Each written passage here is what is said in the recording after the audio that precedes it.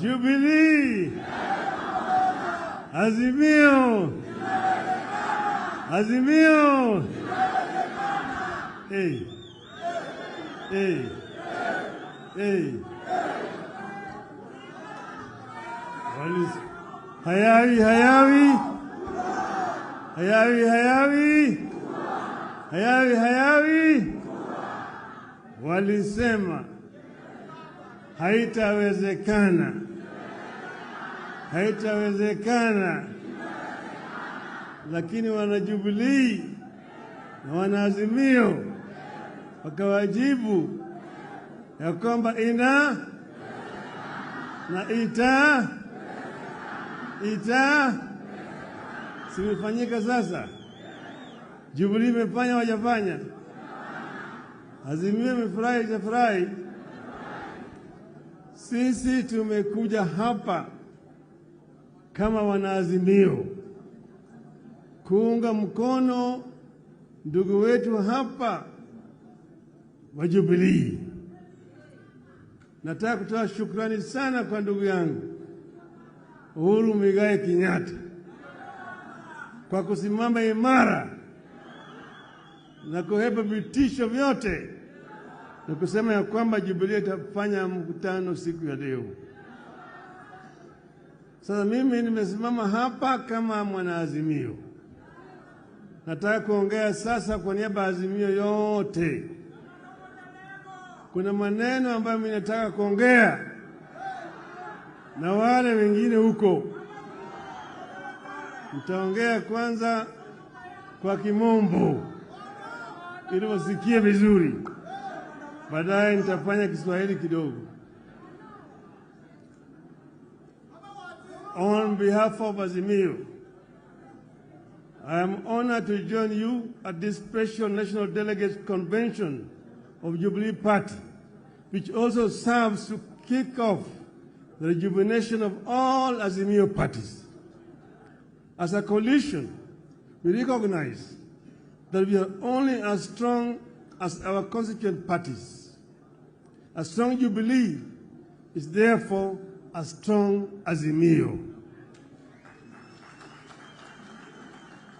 Two, let me take this early opportunity to thank members of Jubilee Party for the passion with which they embraced my campaign and the votes they cast for me as presidential candidate in the face of monumental fraud and lies. I don't take it for granted that millions of voters woke up at dawn in Mount Kenya and other parts of the country, lined up for hours and trusted me with their future by voting for me.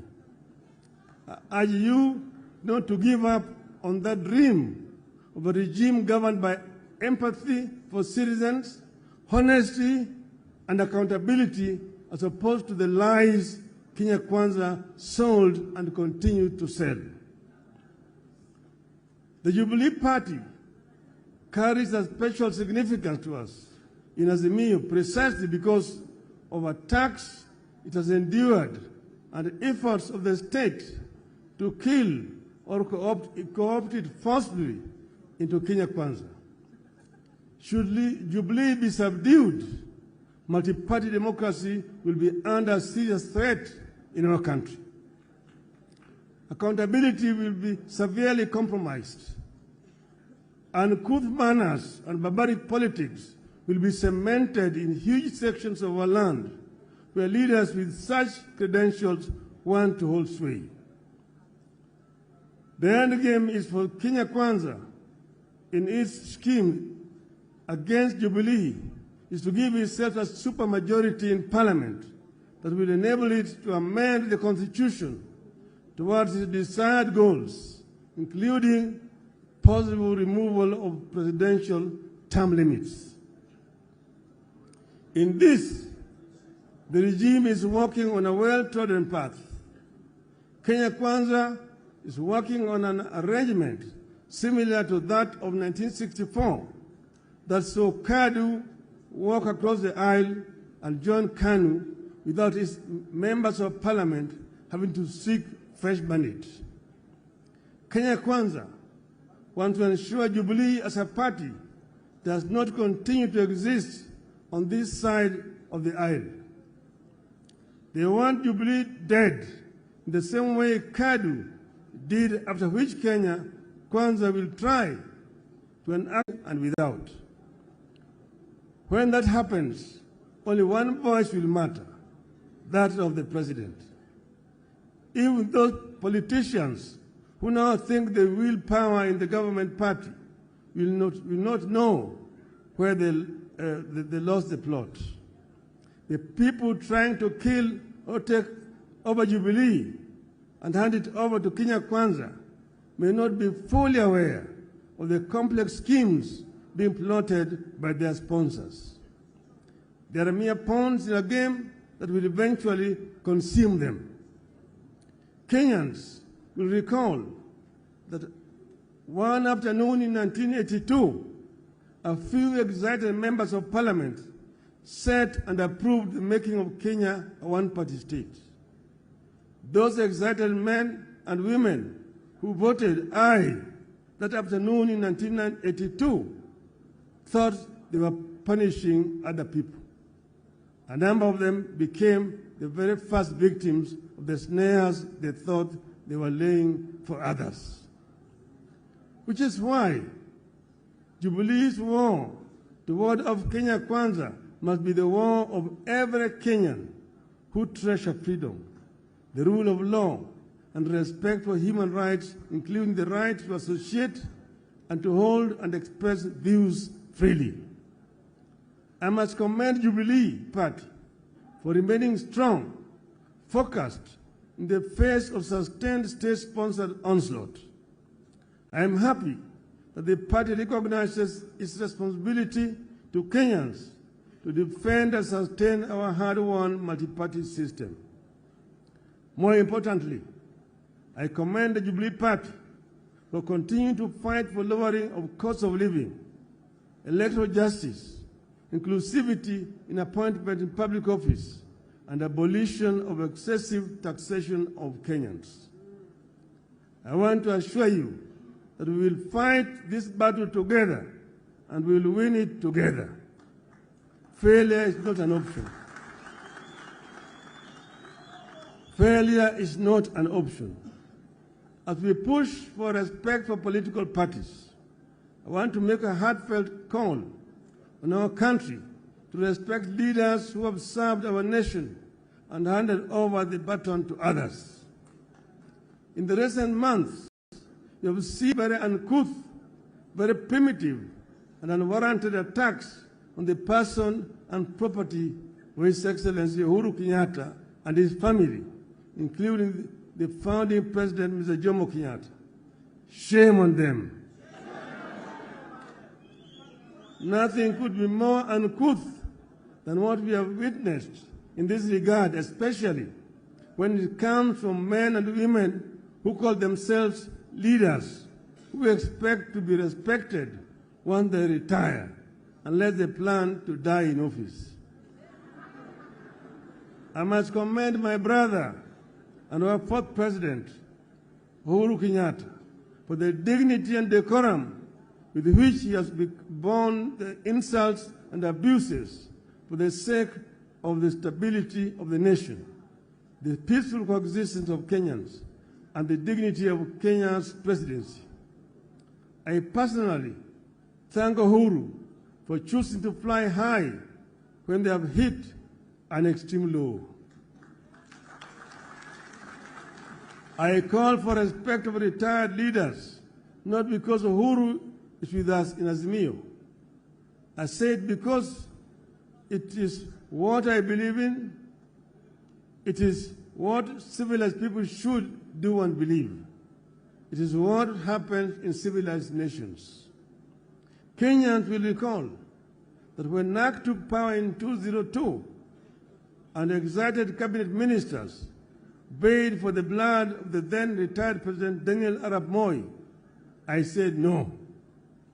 I said no to the intended frustration of a man who had held various leadership positions right from before independence ending up as our president for 24 years. As I said when we launched Azimio in Nakuru on 16th of August 2021, you must cleanse this land of the spirit of anger and bitterness, revenge and entitlement that the presidency continues to ooze. You must also build electoral systems that are resilient, transparent, accountable, and respect the wishes of the voters as expressed at the ballot. You believe that when leaders and governments lack popular support, as is presently the case, accountability, empathy, democracy, and good governance cannot be expected, and the nation cannot move forward. This is the tragedy that afflicts this country today. It is the reason enough for that well-known primitive voice, in Kenya Kwanza to stop losing sleep over an imaginary handshake. Kenya Kwanza is too shady to be embraced.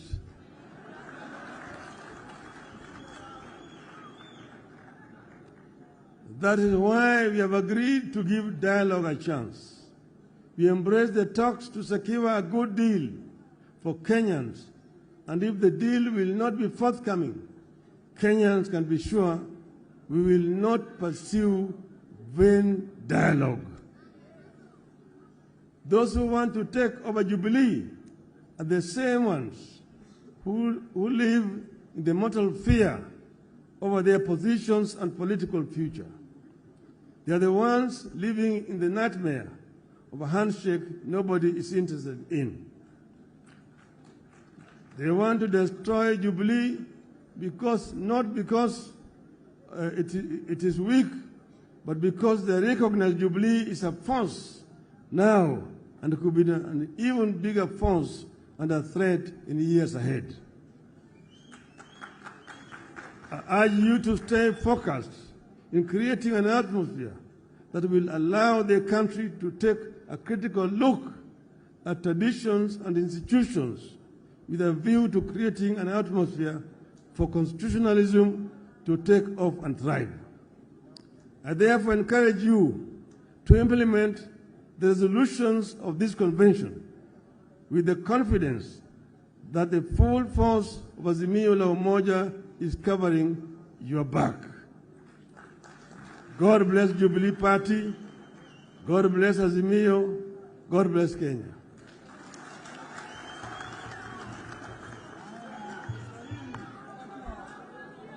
Haya. Sasa nitasema kwa muktasari.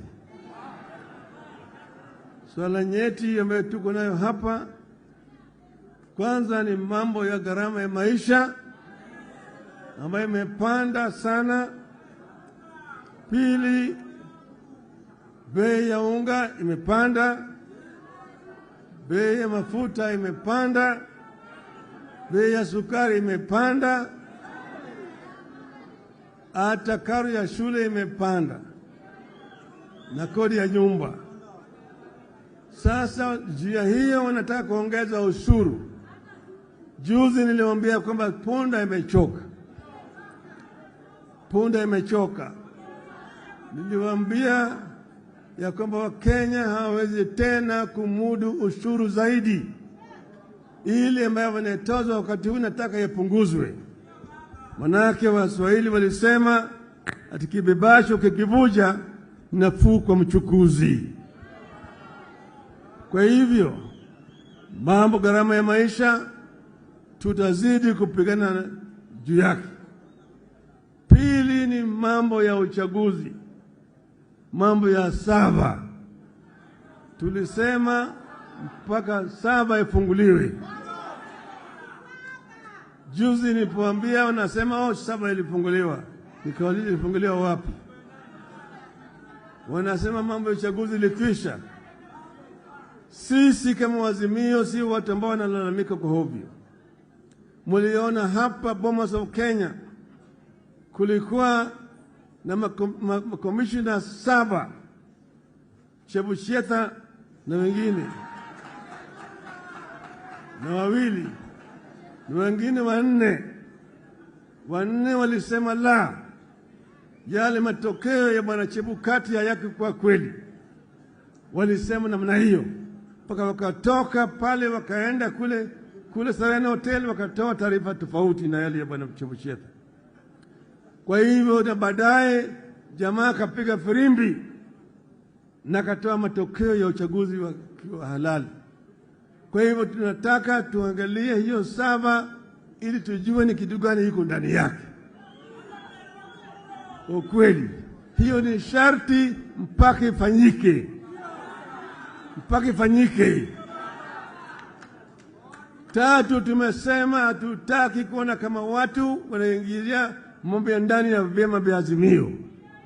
Kwa upande mmoja wanasema wanataka kuimarisha multi-party democracy, badilisha weka ofisi ya kiongozi wa upinzani katika bunge. Kwa upande hii unaua Jubilee, unaingia ODM, kwa hivyo unaingia ndani ya Wiper. Tumesema hii hatutakubali. Wale ambao wameingia kwa biashara ya umalaya ya siasa, kama umeingia biashara ya umalaya ya siasa, jiuzulu. Ile tikiti ambayo ulipewa rudi kwa wananchi, uchaguliwe upya. Mimi nilipotoka katika chama changu cha Ford Kenya kaingia NDP, nilijiuzulu kwa bunge, nikarudi hapa kwa watu wa Lang'ata, wakanichagulia tena kama mbunge wa Lang'ata. Wengi walitoka namna hiyo. Marehemu Dr. Ruto'S huko Kisii, Likoa, Mumanyi, Shamala, Apili Wawire, Aniri na kadhalika, wengi walijirudi katika uchaguzi. Kwa hivyo tunasema badala ya kuchukua Jubilee uende naye katika Kenya Kwanza, toka kwenda peke yako, nasimama na chama ya Kenya Kwanza au UDA, atuonana na wewe kwa kiwanja. Mwisho wamesema Kenya ni kampuni ambayo kuna hisa, ati wengine wakuna hisa mingi zaidi, wengine wana kidogo, wengine hawana. Swali ni kwamba kama kuna Wakenya ambaye hawana hisa, wanafanya nini Kenya? Kama hatuna hisa, unatutoza ushuru ya sababu gani? Unasema tulipe 3% ya pesa yetu na nyumba waweze kujengea sisi.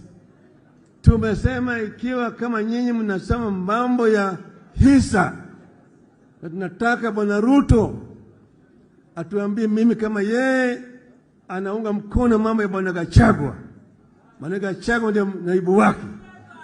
Ukisema ya kwamba Kenya ni kampuni, basi sisi tutakutaki, tunaenda kwa Umoja wa Mataifa tuseme tunataka self-determination. We cannot be treated as second-class citizens, that only those who voted for Kenya Kwanza are entitled to employment and entitled to services by this government. If that is the case, then the rest of Kenyans will ask for self-determination. Tumesema hao watu wamedhulumu Kenya zaidi. Kila siku wako kwenye runinga wanapiga kelele, wanabweka kwa Kenya.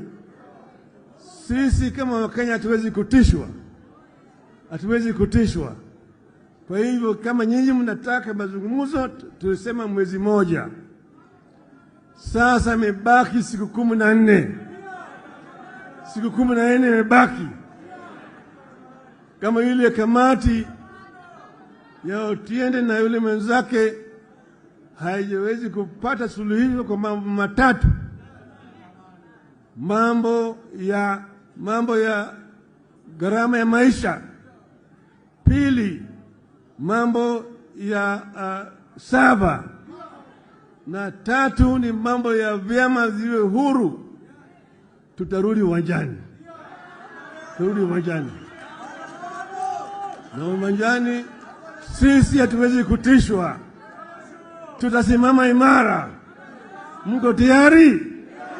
Mko tayari? Mko tayari? Nione mkono hapa.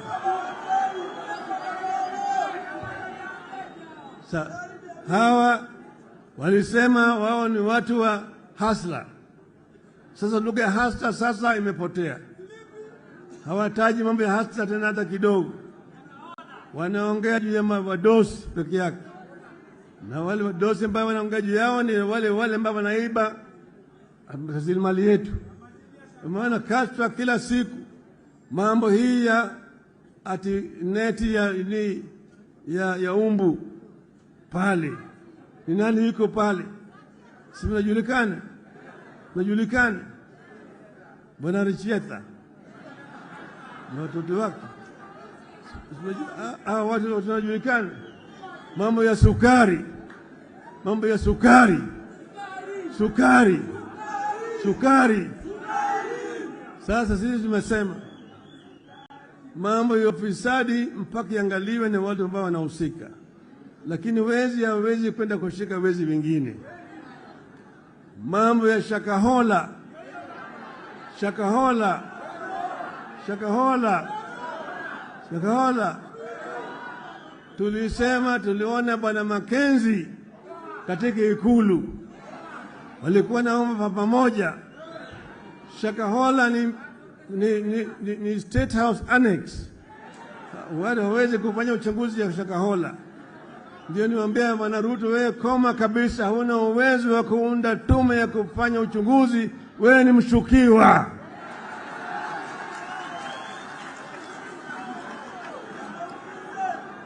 Na Bwana Gachagua ni mshukiwa na matu. Hao wote hawezi kufanya uchunguzi. Mimi nilienda Shakahola nikazuiliwa kuingia pale. Kwa sababu gani? Manake wanajua mimi nitaona ukweli huko. Sivyo? Kwa hiyo sisi tunasema Wakenya sasa wamechoka. Miezi 8 peke yake imetosha. Punda imechoka. Punda imechoka. Tunataka mabadiliko. Si mnataka mabadiliko? Wangapi wanataka mabadiliko? Nione mkono hapa. Jubilee. Jubilee. Azimio. Azimio. Asanteni sana.